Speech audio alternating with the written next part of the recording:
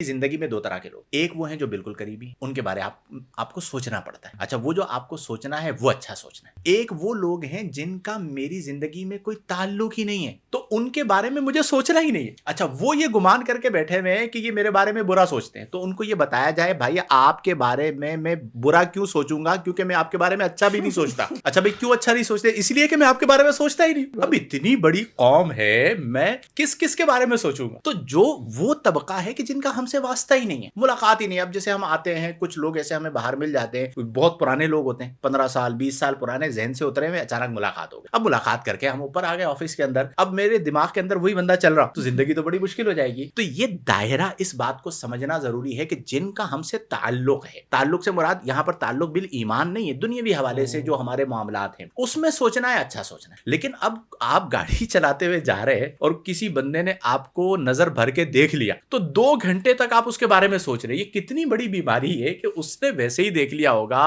उसकी नजर जम गई होगी, आप उसी के बारे में सोच रहे हैं। तो इन चीजों से भी हमें छुटकारा पाना चाहिए।